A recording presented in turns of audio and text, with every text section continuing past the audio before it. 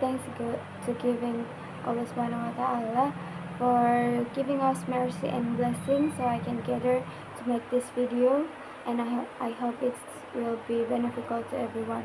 Don't forget to send salawat and salam to our Prophet Muhammad Sallallahu Alaihi Wasallam. Allahumma salli wa sallam wa barik alayhi, for lead us from the darkness into the brightness. So before I get started, I would like to introduce myself. My name is Nurul Karamah with ID number 20400124007, and I made this video formally to complete the assignment from the subject Phonetics and Phonology. So let's get started. There are two main areas where Indonesian learners often struggle. It's English consonant and vowels. First, consonant. According to Tiona and Yostanto 2008, many errors happen because certain English sounds doesn't exist in Indonesian language. Their study focuses on 6 difficult consonants.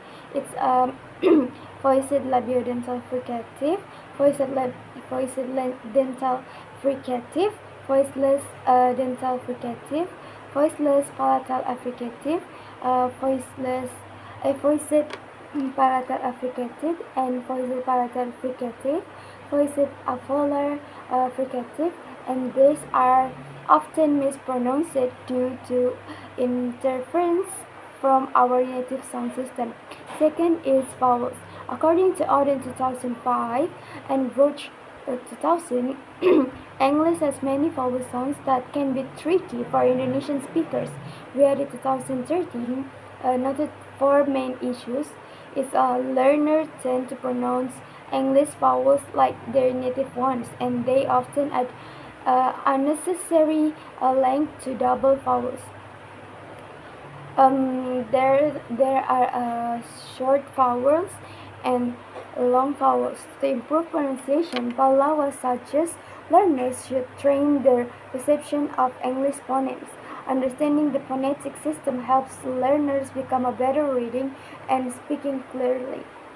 In conclusion, recognizing these common issues in this first step, with practice and awareness, Indonesian learners can improve their English pronunciation and communicate more effectively. According to Reddit 2013, the confusion occurs because of 2 main causal factors. The first is the learners do not have a knowledge of English phonetic system before they learn English pronunciation. The knowledge of English phonetic is very helpful to make the learners familiar with English vowels or consonants which do not exist in Indonesian. The second is even if some learners are familiar with the vowels because they have been introduced in the beginning of their study, they are still unable to pronounce the letter correctly because they rarely practice to pronounce the vowels and consonants either inside or outside the classroom.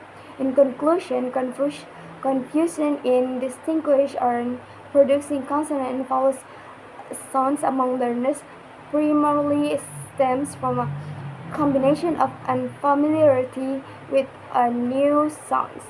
In subsection instruction, the complexity of the English sound system, environmental listening condition, and interference from the learner's native language.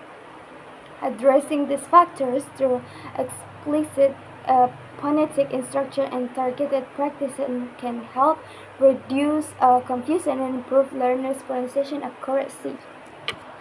So, by understanding what causes pronunciation errors and how they can become permanent if you're not corrected early, we can identify what learners should do to build a strong foundation.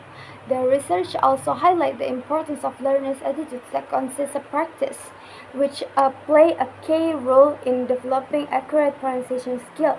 As a researcher, he strongly suggests the learners to learn a phonetic and to practice more and more before learning English pronunciation.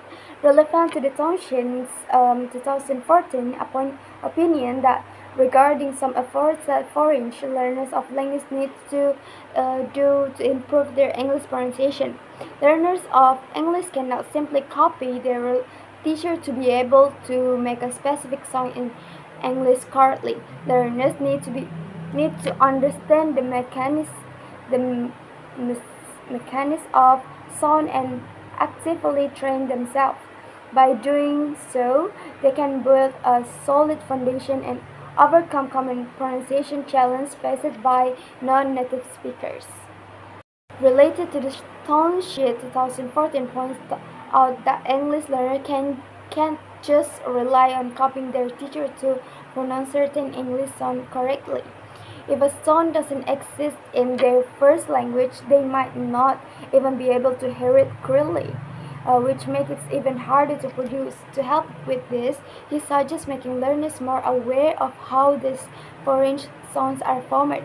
This involves teaching them how to use the parts of the mouth and throat such as the lips, teeth, tongue, and larynx, and also the alveolar ridge, among others. These parts are known as articulators and are central in phonetics. Therefore, English teachers should be able to clearly demonstrate how to use this speech organ to form the correct sound. Doing this can help learners reduce or even avoid making pronunciation mistakes. According to the Pahlawa 2013, the phonetic system plays a significant role in learning to produce and read words, sentences, or paragraphs in foreign language, particularly English.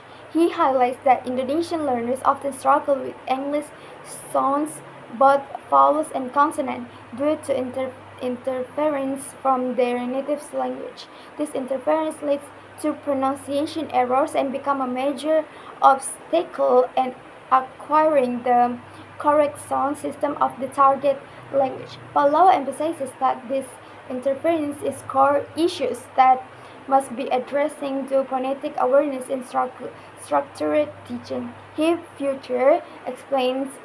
further explains that language structures that differ significantly from the learner's native language might not function well and directly transferred to a foreign language and must therefore be adjusted. To reduce this negative impact of the native language, especially in pronunciation, Palau recommends that learners develop a precise perception of phonemic sounds. Accurate phonological representation is essential for successful language acquisition. He stressed that phonetic training has been proven to support development of strong reading and speaking skills, showing its importance in achieving effective and accurate communication in English. So, according to the Brown 2000 states that the main barrier to second language acquisition is interference of the first language system with the second language system. He believes that a scientific structural analysis of both languages can help to identify the contrast between them, which in turn can help to predict the difficulties learners might face. Struggle 2003 support this idea by explaining that learners tend to transfer habits from their native language to foreign languages.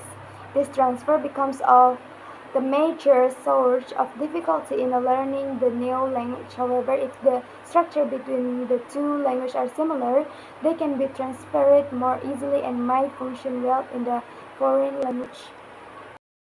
So Pallawa suggests that to minimize the effect of the native language, especially in pronunciation learners need to develop an accurate perception of phonemic sounds.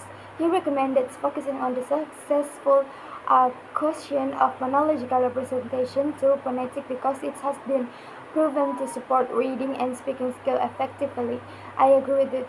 I totally agree with Pallawa's suggestion because having a precise understanding of how English sounds are produced and perceived as a crucial for effective pronunciation. When learners can clearly identify the difference between their native language sounds and English phonemes, they are less likely to transfer incorrect pronunciation patterns. This awareness helps prevent long-lasting errors and improve overall communication.